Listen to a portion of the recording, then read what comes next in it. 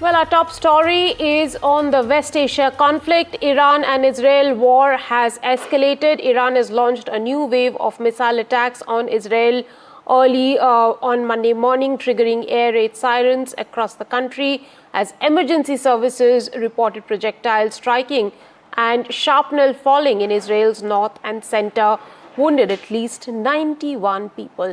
Powerful explosions, likely from Israel's defense systems, intercepting Iranian missiles, rocked Tel Aviv shortly before dawn, ushering in a fourth day of open warfare between the two regional foes. A military statement says air raid sirens alerts have been activated in several areas in the north of the country following missile launches from Iran. Israel's defense systems are working to intercept the attack. It added it also advised citizens to enter shelters and remain there until further notice. Earlier, Israel bombarded Iran's state TV in latest wave of attacks on Tehran. Heard any signals or seen any messages from intermediaries that Iran wishes to de-escalate the conflict? Yeah. What have you heard? What have you heard from the Iranians? They'd like to talk, but they should have done that before. I had 60 days, and they had 60 days, and on the 61st day, I said, we don't have a deal. They have to make a deal, and it's painful for both parties, but I'd say Iran is not winning this war, and they should talk, and they should talk immediately before it's too late. Thousands of Iranian nationals, including medical students in Iran, in fact, thousands of Indian nationals, these are including medical students in Iran, as the strikes between Tehran and Tel Aviv continue. Key focus now for India is to evacuate or move them to safety. Over 1,500 Indian medical students, who are amongst hundreds of other Indian nationals, are stuck in Iran. Most medical students are from Jammu and Kashmir, but there are many from the southern states as well, including 9 from Karnataka. Many Indian citizens from Kerala and other states have also been reported to have been stranded there. Let's listen into some of the reactions. Third-year medical student from Tehran. Right now, we are getting relocated to Tehran outskirts, just because the strikes are continuously going on. The strikes from Israel, as you see the smokes around, the flames around, it's all chaos here. The roads are closed. We have been stuck right now, completely stuck. We don't know what to do. The atmosphere is so tense right now. Joined by Mr. Sohail Kadri, whose son and daughter. Yes, is that correct? My son and daughter. They are pursuing. They are all my children, but they are pursuing MBBS in Tehran. Yes. Yeah. Yes. So it has been, we know, very traumatic time for you. When did you speak to your daughter and son last time? I spoke. It was yesterday evening. I got connected to them. After that, the connection was very poor. Internet was not working well over there. My son throughout was in high spirits. He was saying, Baba, nothing is, no problem is there. But my daughter, first 2 days, she was saying, no, don't worry. We are all here, okay. But third night was traumatizing. They were traumatized that night. And they're saying, we don't have any bunkers, we don't have any shelters. When the strikes were going on and I got connected to my daughter, that time she said, Baba, there's a loud explosion and all. I'm running down. I said, Beta, where are you going? She said, we are going downstairs. I said, is there any basement or something? She said, nothing like that. Hum kisi kone mein. You must have been in touch with the embassy, Indian embassy in Tehran. Their government has said that they are moving them to the safer places, whether it's the state government or the central government. I have visited Iran 3-4 times, and I have found Indian embassy very cooperative over there. And particularly in this, when this war started, they have done a commendable job. I don't have words to thanks them. And particularly from yesterday, our foreign minister was on the job. It's not that our foreign minister is a very vibrant person, and he knows his job very well, and he knows what to do and at what time to do. He got in touch, and he instructed the embassy to give every possible help to the. You appear to be very, very satisfied with the open embassy in Tehran. Yes, and are your children now safe? Have they been moved to safer places? We cannot say anybody is safe in the war zone. You never can say that a person is safe. Yes, comparatively, when they have done yesterday full day, they were making listings of different universities, getting in touch with the representatives of the universities, and then they prepared the list. Today morning, buses were ready. Officials from embassy had come to see them off. They said, "Beta, no problem. You people move ahead." And we have made all arrangements, boarding, lodging over there, and they have been given this buffet, breakfast, lunch, and dinner. Day 1 से जब attack हुआ तो सूरत हाल, चूँकि मैं media को अच्छी तरह से देख रहा था कि किस तरफ जा रहा है, तो मैंने इमीडिएट उनसे कहा कि अगर पॉसिबल है तो तेहरान छोड़ दो और नियर बाई कोई जगह है वहाँ चले जाओ। तो वो सुबह में चले गए, लेकिन बाकी स्टूडेंट्स जो हॉस्टल में थे उनकी सिचुएशन ख़तरनाक हालात में गुज़र रही है, ख़तरनाक हालात से वो गुज़र रहे हैं।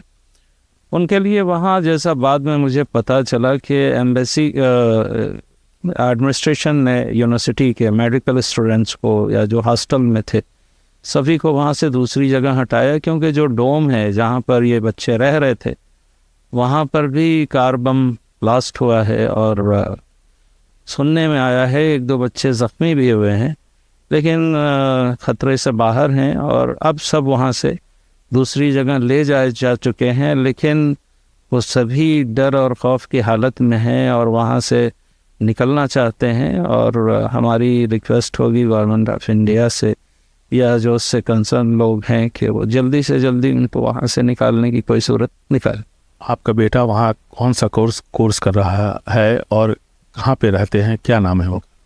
मेरे बेटे का नाम है सैयद मोहम्मद रज़ा आबिस, और वो वहाँ से MPT किया और अब उसी सब्जेक्ट पर PhD तेहरान यूनिवर्सिटी से एडमिशन के प्रोसेस शुरू थे कि इस बीच में ये अटैक हो गया और जिसकी वजह से वो अभी रुक गया है।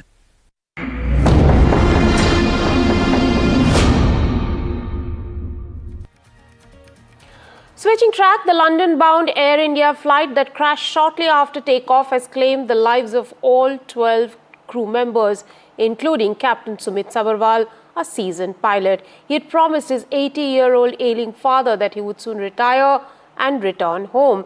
That promise now echoes in grief. The father sits shattered. The skies may be silent, but the pain left behind is deafening. This is not just a crash, it's a heartbreak that no parent should ever endure.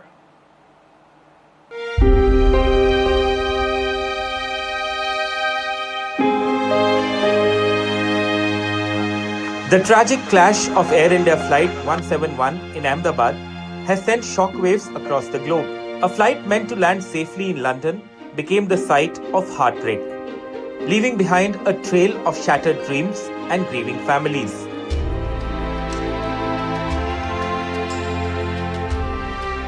Among the victims was Captain Sumit Sabharwal, a name that resonated with excellence in aviation.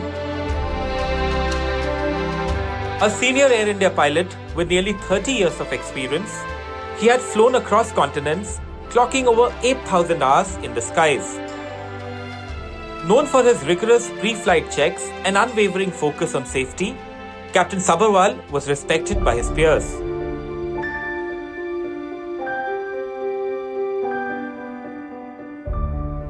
Captain Sumit Sabharwal had recently promised his 80-year-old ailing father, a former senior official in India's aviation regulatory body, that he would soon retire and return home. That promise now echoes a painful memory. Families who were expecting calls from Heathrow were instead confronted with news of the devastating crash. Moments before disaster struck, Captain Sabharwal made a distress call to the Ahmedabad ATC. His last radio transmission was chilling. A single word, Mayday, which means a full emergency. After that, silence. Communication ceased. This is not just the story of one pilot. It is the story of countless parents whose children are their lifelines. Of families who wait for safe landings, of promises never kept, of farewells never said. As investigations continue, one thing is certain. The sudden demise of Captain Sumit Sabharwal has left behind a void that can never be filled. Our thoughts remain with the families who've lost their loved ones in the Air India 171 tragedy. Bureau Report, NDTV.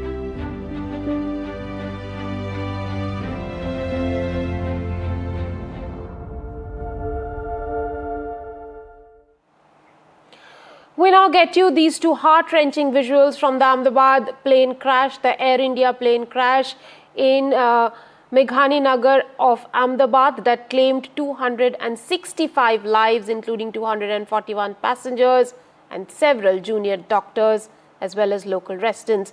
Among the victims was 15-year-old Akash, who had stepped out to deliver a tiffin to his mother at a tea stall when the tragedy struck. In a heart-wrenching moment, Akash's mother risked her own life in an attempt to save her son.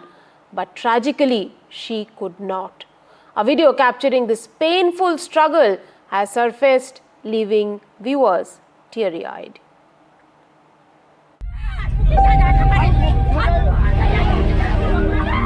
Crash, inferno, cries, chaos. Two new videos of the moment of the Air India plane crash, amplifying the horror of the accident that left 275 dead, both on board and on ground.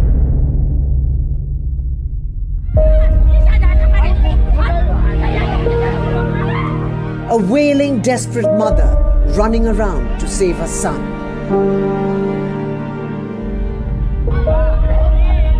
In the next video, the lone survivor of the crash, Vishwas, seen walking out of the cloud of smoke and roaring flames in a white t-shirt, injured.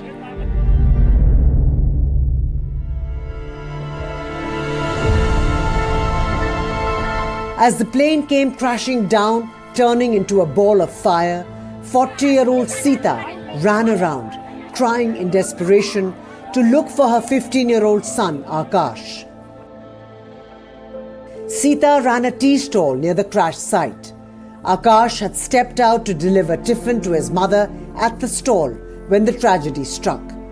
In a heart-wrenching moment, Akash's mother risked her own life in an attempt to save her son, but tragically, she couldn't.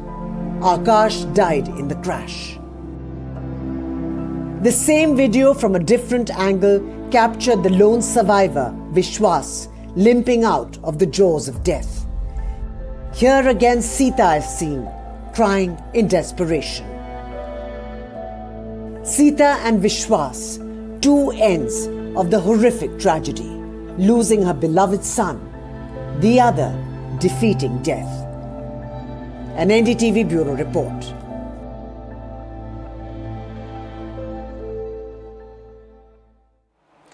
The cockpit voice recorder of the Air India flight has now been found. Key audio evidence in this could be the key audio evidence in the crash probe. The CVR may hold clues to the deathly crash, crucial to ruling out pilot error.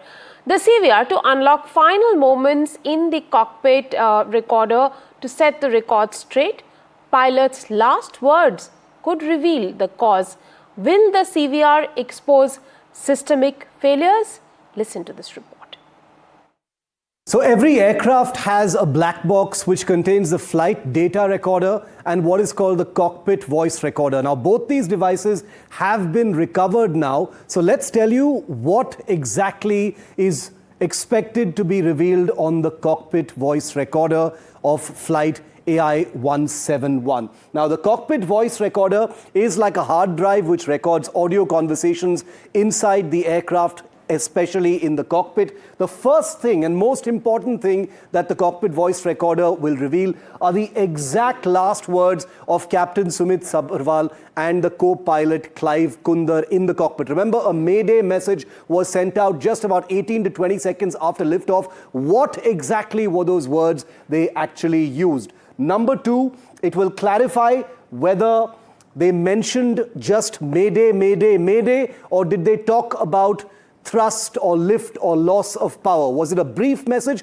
or did they provide even more detailed message? That will be settled once and for all by the cockpit voice recorder. The precise time of the Mayday message, we're hearing it was about 18 seconds after the aircraft lifted off, but that precise time becomes extremely important in the scheme of the investigation. Number four, the full cockpit conversations, not just the Mayday message, but all communication between the pilots and between air traffic control.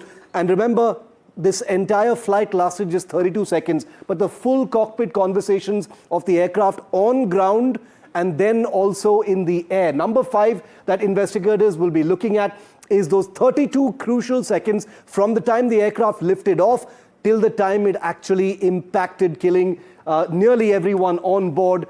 Those full conversations in those 32 seconds beyond just the Mayday call will be recorded. Cockpit audio warnings. Now remember, depending on what happened inside the cockpit, the flight control system, the warning systems inside the cockpit have audio signals, audio warning signs, audio alarms. There's even a stick shaker which has a vibrating sound. All of this would have been captured in the cockpit voice recorder and will allow investigators to create a sequential timeline. Number seven, any other audio indicators from the cockpit? Were there any other sounds, either technical sounds from the warning systems or by the pilots themselves? Sometimes there are verbal communications which may not necessarily be, words. There could be just sounds of acknowledgement. Those become important and will be captured on the cockpit voice recorder. Number eight, crew resource management on the flight deck. Remember, a tiny amount of time would have been recorded in the cockpit voice recorder, what was on the ground, and then those 32 seconds,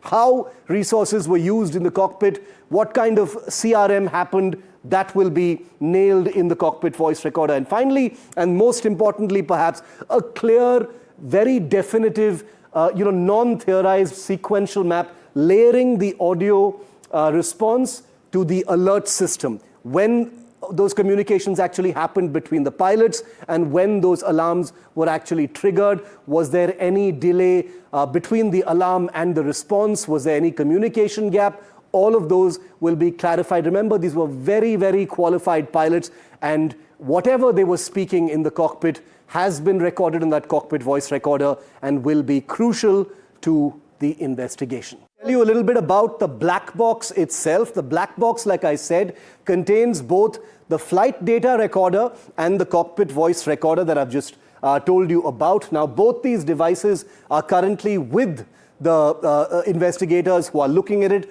As we speak, in fact, analysis has already begun. That data has presumably already been downloaded and is being scrutinized right now. Now, the black box which contains these two devices is located in the tail of the aircraft.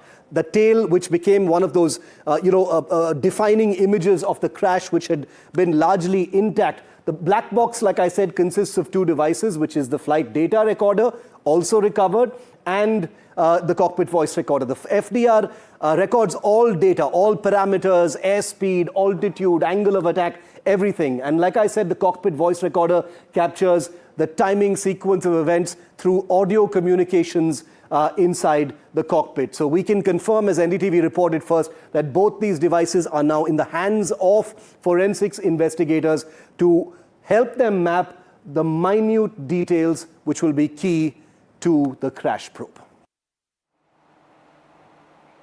And there was a prayer meeting held in London for the crash victims of the Air India flight.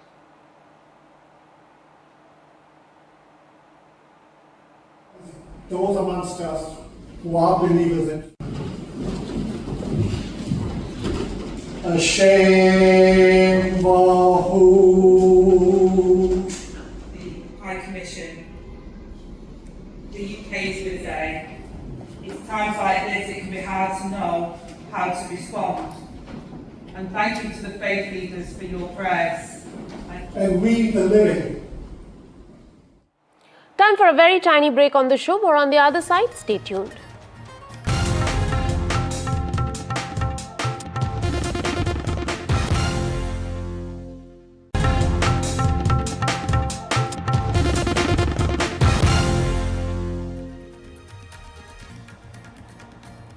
In the sensational Honeymoon murder case, a crime scene recreation will be done on Tuesday.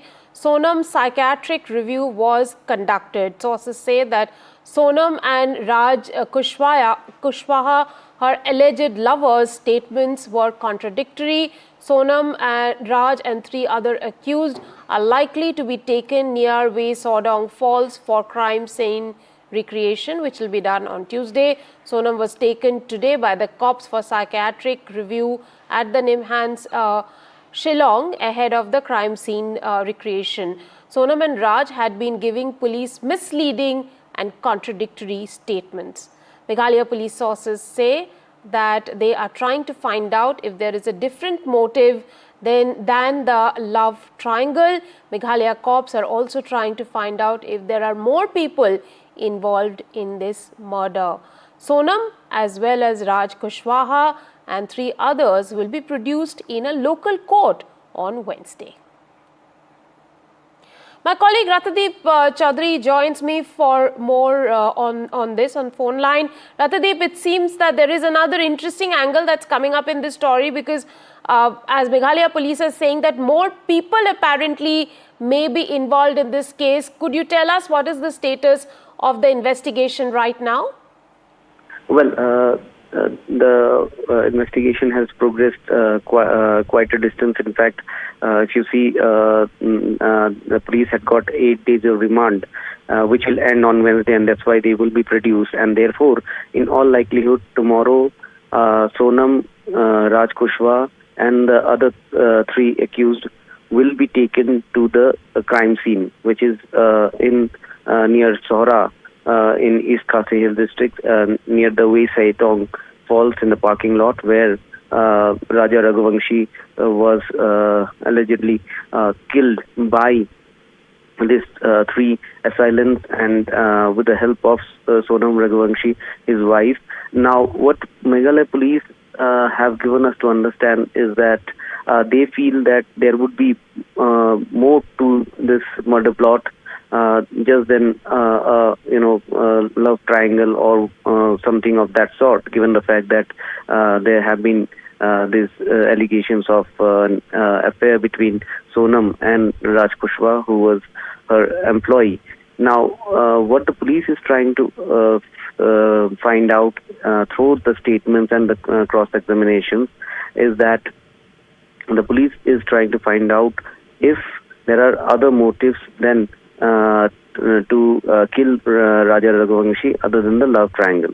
And also police is trying to find out if there are actually other people involved in this, apart from these 5 people who have been initially arrested. And so these are the 2 things that the police is trying to corroborate. Both Sonam and Raj, in the course of interrogation, have what our sources in Meghalaya police have given us to understand, have given contradictory and misleading statements, and therefore their cross-examination have also taken place. Apparently, they have admitted to the crime. So therefore, crime scene recreation is very important before they are again produced in the local court, where the police, in all likelihood, will ask for more days of police remand so that they can extend the investigation. Right. Thank you very much, Rathadeep, for getting us that report. Now, a 20-year-old woman was allegedly gang raped by around 10 people at the isolated Gopalpur beach, a renowned tourist destination in Odisha. A case was registered at the Gopalpur police station after the survivor, an undergraduate student in a private college, lodged this FIR. The incident took place on Sunday night when the woman, who lives in a private mess along with 3 other women, went to the beach along with her boyfriend, who is a classmate, on the occasion of Raja festival. The woman in her complaint said that when they were sitting in an isolated place, a group of 10 people approached them. detained her boyfriend and took turns to rape her. At least 7 persons suspected of the involvement in the crime were detained for interrogation, according to the Superintendent of Police of Behrampur.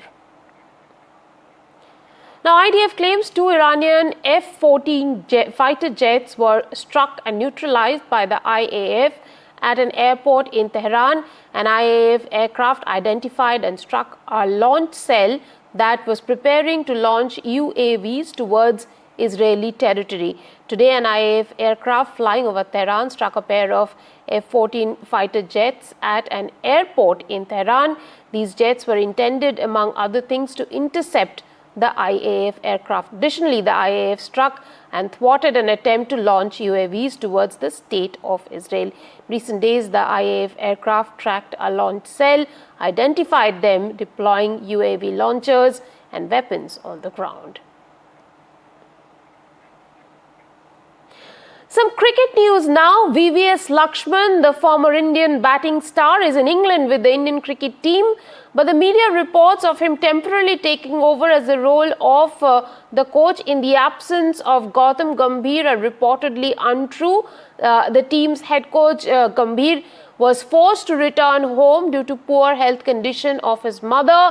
He rejoins the team on Tuesday. The national cricket head Lakshman, who has often filled in as a stopgap coach, was reportedly in Europe for a conference and then joined them in England, but he will not perhaps be with them in an official capacity.